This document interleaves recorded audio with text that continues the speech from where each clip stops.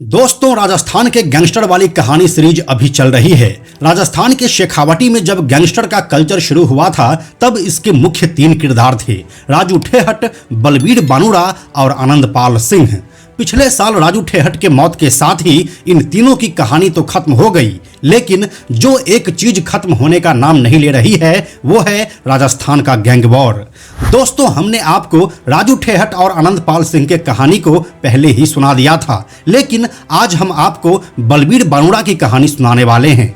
आज के इस वीडियो में हम देखेंगे कि कैसे राजस्थान में इसने अपना वर्चस्व कायम किया और फिर दोस्ती और दुश्मनी एक ही इंसान के साथ हुई जिसमें बलबीर बानुड़ा को अपनी जान तक गंवानी पड़ी थी।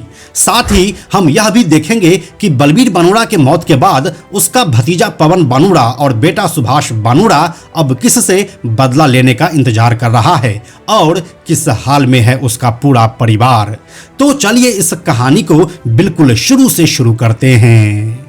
हेलो एंड नमस्कार, मेरा नाम है प्रशांत और आप देख रहे हैं बेजोड़जोरा.com का यूट्यूब चैनल। दोस्तों, अगर आप यह जानते हैं कि राजस्थान में गैंग वॉर की शुरुआत आनंदपाल सिंह के साथ हुई थी तो आप थोड़ा कम जानते हैं। दरअसल आनंदपाल सिंह इस दुनिया में बाद में जुड़ा।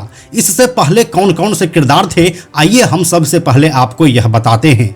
राजस्थान के सीकर में एक कॉलेज है, श्री कल्याण कॉलेज। यहाँ जितनी पढ़ाई होती है उससे कहीं ज्यादा राजनीति की ट्रेनिंग मिलती है। यहीं पर एक छात्र नेता हुआ था, गोपाल फोगावट। गोपाल छात्र नेता के साथ साथ शराब माफिया भी था। जाहिर सी बात है कि शरीफ तो होगा नहीं। उसके साथ एक और छात्र नेता था, राजू ठेहट। ठेहट सबसे पहले छात्र नेता गोपाल फोगावट के संपर्क में आया। जल्दी ही उसने फोगावट का भरोसा जीत लिया और अब शराब का अवैध धंधा साथ में करने लगा। इसी बीच उसकी मुलाकात बलबीर बानुड़ा से होती है। बलबीर बानुड़ा दूध का कारोबार करता था, लेकिन राजू ठेहट ने उसे अपने साथ शराब के धंधे में ले लिया।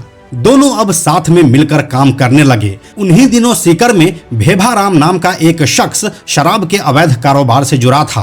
राजू ठेहट और बलबीर बानुड़ा ने मिलकर साल 1998 में भेभाराम की दिन दहाड़े हत्या कर दी। यहीं से सीकर में गैंग वॉर की जो शुरुआत हुई वह अभी तक बदस्तूर जारी है। साल 1998 से लेकर साल 2004 तक राजू ठेहट और बलबीर बानुड़ा साथ में रहे और शराब के अवैध कारोबार में खूब पैसा बनाया। साल 2004 में वसुंधरा राजे सरकार ने पहले शराब ठेकों के लिए लॉटरी सिस्टम निकाली, जिसमें जीन माता इलाके की शराब दुकान इन दोनों को मिल गई। जिसके बाद बलबीर बानुड़ा का साला विजयपाल शराब की दुकान पर सेल्समैन के तौर पर काम करने लगा। विजयपाल दोनों को बराबर हिसाब देता था। इसी बीच हिसाब किताब को लेकर विजयपाल की राजू ठेहट के साथ एक बहस हो गई। दोनों के बीच में झगड़ा होने पर राजू ठेहट ने विजयपाल की अपने साथियों के साथ मिलकर हत्या करवा दी। बस यहीं से बानुड़ा और ठेहट की दोस्ती दुश्मनी में बदल गई। इन्हीं बीच के सालों में यानी कि साल 1998 से लेकर 2004 तक सीकर के बगल में ही स्थित नागौर जिले में एक लड़का बड़ी तेजी से अपराध की दुनिया में अपना नाम कमा रहा था और इस लड़के का नाम था आनंदपाल सिंह। इन दिनों वह शराब माफिया से लेकर हर वह इल्लीगल काम करने लगा था जो वह करना चाहता था। यहीं से बलबीर बानुड़ा की नज़र आनंदपाल सिंह पर पड़ी और अब इन दोनों ने हाथ मिला लिया। उधर राजू ठेहट अकेला लेकिन पावरफुल था, तो इधर अब बलबीर बानुड़ा और आनंदपाल सिंह की जोड़ी थी। बलबीर को आनंदपाल की आवश्यकता सबसे ज्यादा इसलिए महसूस हुई क्योंकि वह अपने साले विजयपाल की हत्या का बदला राजू ठेहट से लेना चाहता था। राजू ठेहट ताकतवर था और उसे गोपाल फोगावट का पूरा समर्थन हासिल था। बलबीर बानुड़ा अपने साले की मौत के बदले की आग में जल रहा था। ऐसे में उसने गैंगस्टर आनंदपाल सिंह से दोस्ती कर ली, जो कि नागौर के सांवराद का रहने वाला था। दोनों ने मिलकर शराब से लेकर अवैध खनन का कारोबार शुरू किया और अपनी गैंग को मजबूत बनाने लगे। साल 2006 में बलबीर और आनंदपाल ने मिलकर सीकर जाट सभा के अध्यक्ष गोपाल फोगावट की फिल्मी स्टाइल में हत्या कर दी। फोगावट एसके अस्पताल के पास बनी एक टेलरिंग शॉप पर कपड़े लेने गया था। जैसे ही वह ट्रायल रूम में घुसा, अचानक बोलेरो में सवार होकर आए बदमाशों ने उस पर अंधाधुंध फायरिंग कर दी। अब राजू ठेहट का सबसे बड़ा सपोर्ट उससे छिन चुका था। गोपाल फोगावट अब मारा जा चुका था।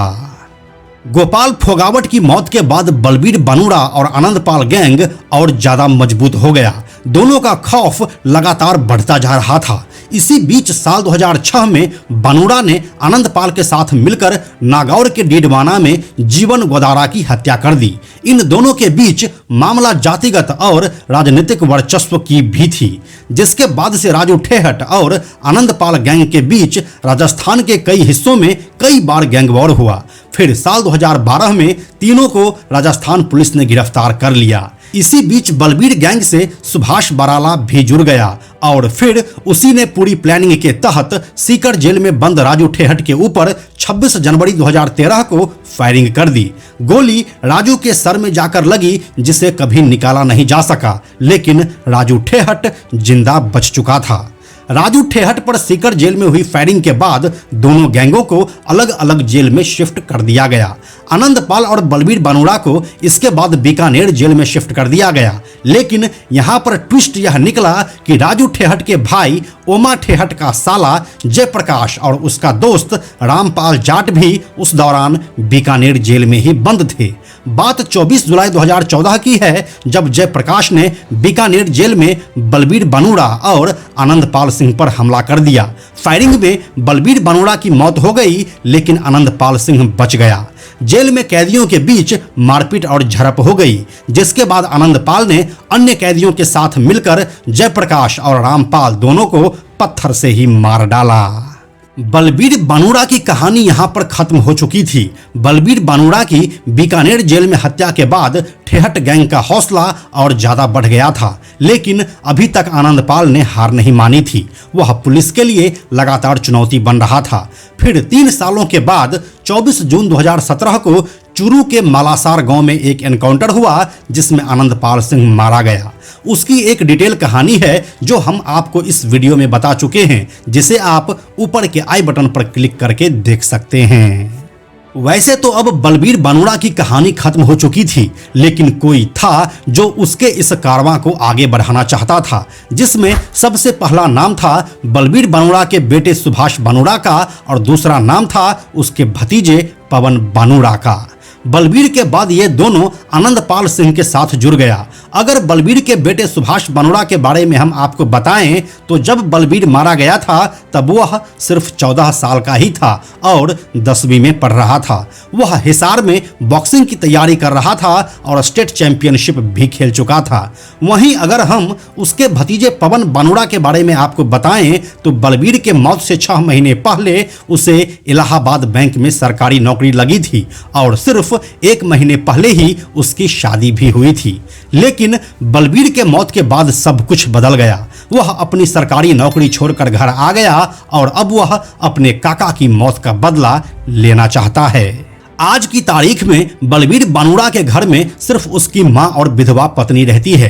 गैंगवॉर का यह सिलसिला अब एक पीढ़ी आगे जा चुका है। वैसे किसी ने सच ही कहा है, अपराध की ये दुनिया सिर्फ एक इंसान को ही नहीं बल्कि कई पीढ़ियों को बर्बाद कर देती है। तो यही थी राजस्थान के माफिया बलबीर बनूड़ा की पूरी कहानी। इस कहानी के बारे में अपनी राय आप हमें कमेंट सेक्शन में लिखकर जरूर दीजिए। हम जल्दी मिलते हैं आपसे ऐसे ही एक और कहानी के साथ। अंत में एक और ज़रूरी बात, हमने बेजोड़ जोड़ा का एक टेलीग्राम चैनल भी बनाया है, जहां आपको हमारे सारे वीडियोस के लिंक सबसे पहले मिल जाएंगे। इसलिए आप लोग टेलीग्राम पर भी हमसे जुड़ें। टेलीग्राम पर हमसे जुड़ने के लिए सिंपली आप टेलीग्राम ऐप के सर्च में जाकर बेजोड़ जोड़ा लिखिए और चैनल पर जाकर ज्वाइन बटन क्लिक कर दीजिए। आप हमसे जुड़ जाएंगे। यह वीडियो अगर आपको पसंद आया तो इसे लाइक और शेयर जरूर करें। आने वाले वीडियोज़ के लिए बेजोड़ जोड़ा को सब्सक्राइब करके बेल आइकन को टच करना ना भूलें। Thank you so much.